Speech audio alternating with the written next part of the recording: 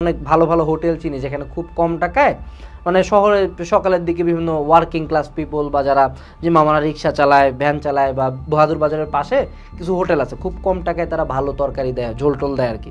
তো ওনারা আমাকে খুব ভালো মতো চিনে গেছিলো যে এই ছেলেটা যায় এখানে, এই ছেলেটা প্রতিদিন খাইতে। এই অবস্থাটাতে আমি একটা পর্যায়ে চেষ্টা করলাম যে না আমি সুইসাইড অ্যাটেম্প নিই, এরকম আমি চিন্তা করছিলাম। আমি চিন্তা করি যে আমি এখন যতটা মেন্টালি স্ট্রং তখন আমি আসলে কিসের মধ্যে দিয়ে গেছিলাম। আমার কিন্তু অত বেশি মাথা ছিল না। আমি যদি স্টিল নাও আমাদের বুয়েটের ফ্রেন্ডদের কথা চিন্তা করি তাদের স্কেলে আমার ব্রেন না, তাদের কাছাকাছিও আমার ব্রেন না, কিন্তু তার পরবর্তীতে বাই ডিন্ট অফ মাই আমি এই জায়গায় আসছি।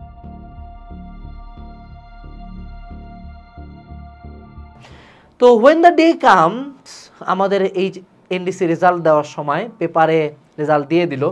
পেপারটা পাওয়ার পরে অনেককে রোলটা পাঠাইলাম, অনেকে দেখে বললো যে নাই। তারপরে আমি নিজে পেপারটা খুঁজে আমার রোলটা অনেকবার খুঁজলাম, আমার রোলটা নাই। তখন আমি বুঝতে পারলাম আমি চান্স পাই নাই। এবং এই চান্স না পাওয়ার কারণে আমি যদি বলি আমার লাইফের সবচেয়ে খারাপ মুহূর্তগুলোর একটা ছিল এই চান্স না পাওয়ার পরের কিছুক্ষণ পরের, হয়তো বা ওই দিনটা। কাজ আমার পাশের বাসায় তখন আমরা হাজী দানেশের ক্যাম্পাসে থাকতাম, আমার পাশের ফ্রেন্ড ও চান্স পেয়ে গেছিলো, ও চান্স পায় খুব খুশি টুশি হয়ে আমার বাসায় আসছে। আমি জানি না হিট করতে আসছে কিনা জানি না, বাট ও আমার বাসায় আসছিল। পরবর্তীতে আবার ওই বাসা থেকে আমার বাসায় মিষ্টিও পাঠানো হয়েছিল, যদিও জানে যে আমি চান্স পাই না, আবার মিষ্টিও পাঠানো হয়েছিল। আমি জানি না এটা ইচ্ছা করে নাকি অনিচ্ছাকৃত, বাট করা হয়েছিল আর কি। এবং আমার মা কিন্তু যখন আমার সাথে এনডিসি ভর্তি পরীক্ষা দিতে আমাকে নিয়ে গেছিল সেই সময় আমার মা হলো কথা বলতেছিল যে কোন হোস্টেলে থাকবে, এগুলোর কাগজ টাগজ নিয়ে আসছে, কোথায় খাবে, আমার মা এগুলো সব দেখে বেড়াইছে। আমার বাবা খুব গর্ব করে অফিসে বলছিল যে যদি এনডিসিতে একটা ছেলে চান্স পায় বাংলাদেশ থেকে আমার ছেলে পাবে। তো এই যে তখন আমার সর্বাধিক খারাপ লাগছিল যে আমার বাবা এত গর্ব করে একটা কথা বলল সবার সামনে, আমি তার সম্মানটা রাখতে পারলাম না। আমার মা এতটা বিশ্বাস করলো আমার উপর, আমি তাদের সম্মানটা রাখতে পারলাম না।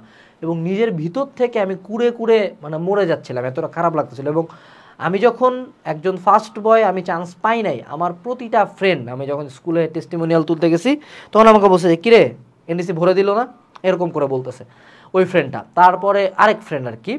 তো তারপরে বিভিন্ন ব্যাচে ট্যাচে যখন পড়তে যাইতাম, মাঝে তো ব্যাচে যাই নাই এনডিসি পরীক্ষার জন্য কয়েকদিন, তো স্যাররা বলছে কিরে আনাস তোমার কি এনডিসি তো হইলো না, এরকম বিভিন্ন প্রকার ইনসাল্ট মানুষজন করতে থাকলো আমাকে। এবং আমার তখন পায়ের ইনজুরিটা সিভিয়ার হয়েছিল, তো আমি জিমে টিমেও যাইতে পারতাম না, ডিপ্রেশনের কারণে খাওয়া দাওয়াও বন্ধ করে দিছিলাম।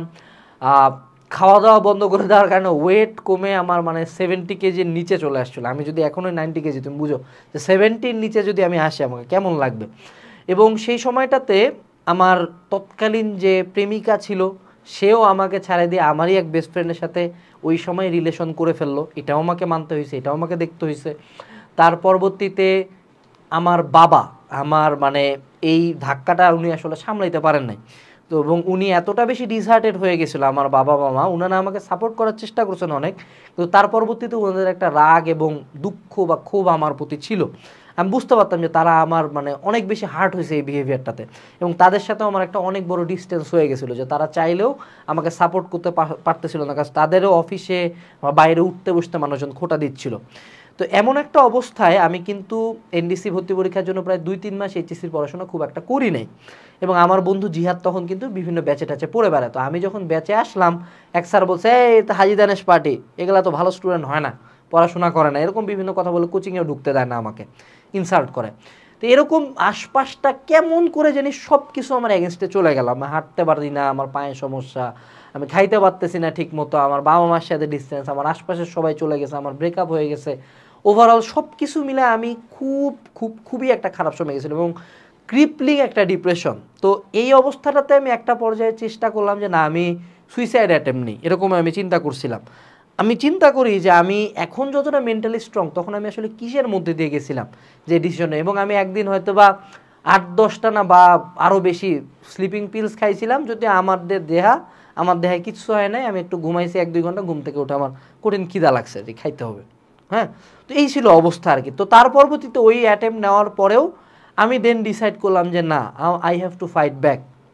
আমি দিনাজপুর জেলা স্কুলের first boy, I have to fight back, I have to get back, আমাকে আরেকবার ব্যাক করতে হবে আমার লাইফে। তো তখন আমার কিন্তু ফোন টোনও ওভাবে ছিল না, ফাইট ব্যাক করার চেষ্টা করলাম। এবং তখন কিন্তু হাজী দানেশ ক্যাম্পাস থেকে দিনাজপুর শহর কিন্তু অ্যারাউন্ড 30 মিনিট 40 মিনিট বা 1 ঘন্টা দূরে অবস্থিত।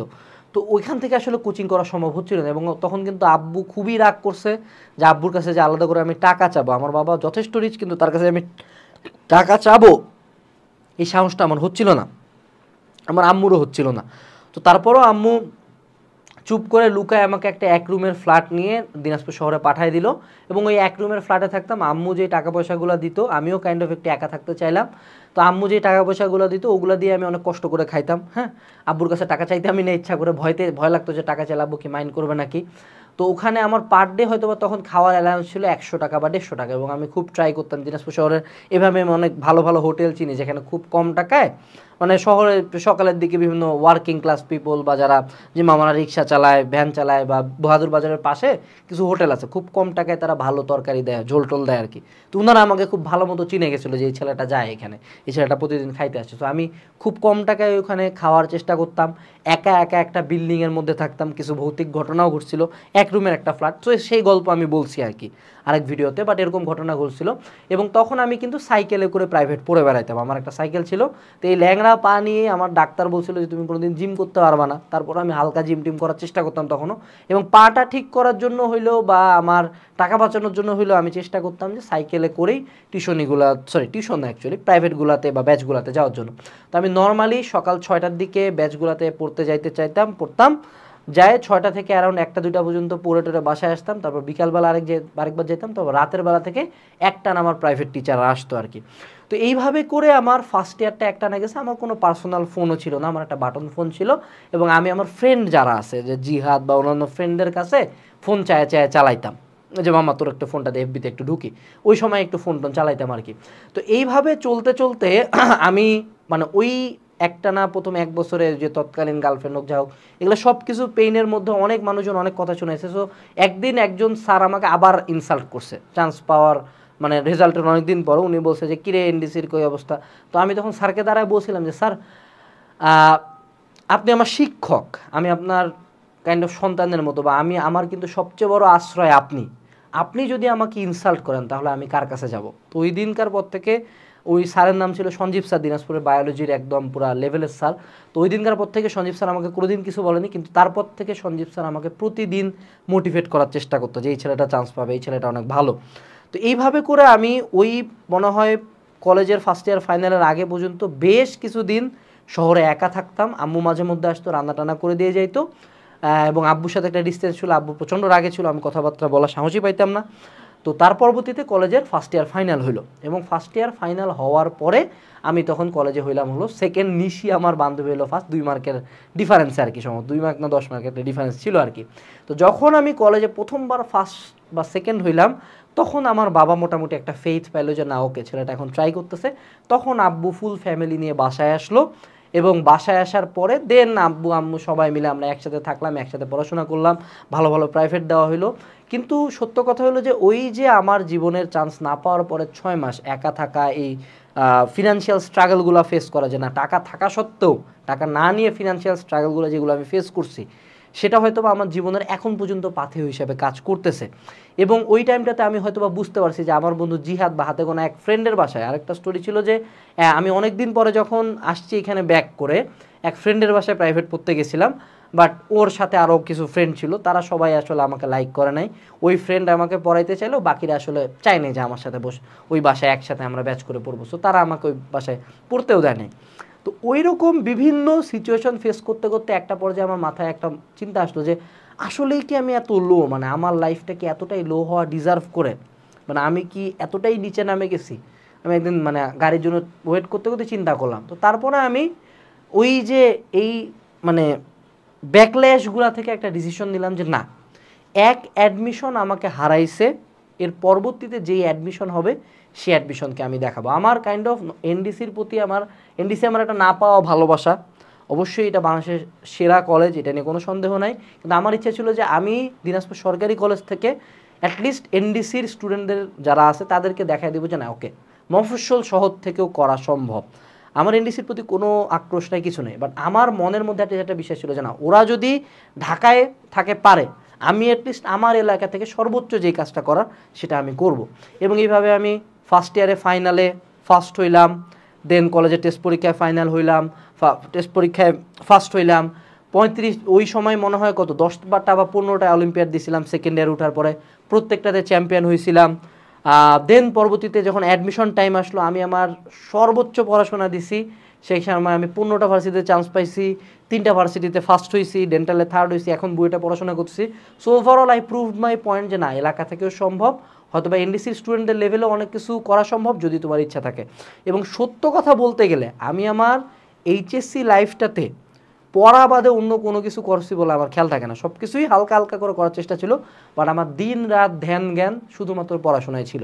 এবং সত্য কথা বলতে গেলে আমার কিন্তু অত বেশি মাথা ছিল না। আমি যদি স্টিল নাও আমাদের বুয়েটের ফ্রেন্ডদের কথা চিন্তা করি, তাদের স্কেলে আমার ব্রেন না, তাদের কাছাকাছিও আমার ব্রেন না, কিন্তু তার পরবর্তীতে by dint of my extreme hard work আমি এই জায়গায় আসছি। ওই তো তখনই কলেজের ফার্স্ট ইয়ার ফাইনালের পরে একটা স্ট্যাটাস দিছিলাম যে দিন শেষে আনাস একবার সুইসাইড অ্যাটেম্প করতে গেছিলাম, বাট এখন হলো আমি ব্যাক আসছি, আমি রেজাল্ট করে দেখাইছি, আমি আনাস, আমি মেধাবী না জঘন্য রকমের পরিশ্রমী।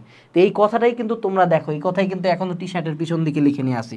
সো তোমরা যারা চান্স পাও নাই বা তোমরা যারা লাইফে ব্যাকল্যাশ খাচ্ছ, আজকের স্টোরিটা একটু সামারাইজ, র ভার্সনটা তুমি হলো আমার আরেকটা ভিডিও আছে 30-40 মিনিটের, ওই ভিডিওতে দেখতে পারো। বাট তোমার যদি ইচ্ছা থাকে, তুমি যদি নিজের লাইফের ব্যাকল্যাশগুলোকে ফিরিয়ে নিতে পারো, ফিরিয়ে নিতে চাও, এইটার ক্ষমতা, অধিকার এবং দক্ষতা একমাত্র তোমার আছে।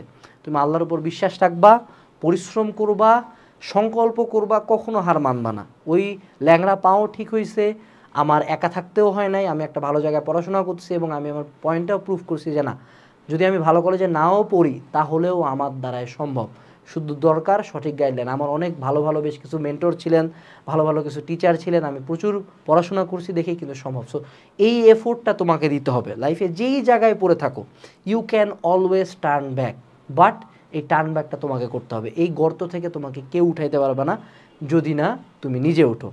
এবং আজকের এই গল্পটা বলা শেষ হলো এইখানেই। যারা 24 ব্যাচ আসো অবশ্যই মার্কেটিং করতে হবে, কারণ ভিউ হবে ভালো। 24 ব্যাচের একাডেমিকটা অ্যাডমিশন কোর্সে আমাদের ভর্তি চলতেছে। প্রিপারেশন যদি আরও স্ট্র্যাটেজিক্যালি শুরু করতে চাও, একাডেমিকটা অ্যাডমিশন কোর্সে এনরোল করতে পারো। দেখা হবে পরবর্তী একটা ভিডিওতে। আসসালামু আলাইকুম।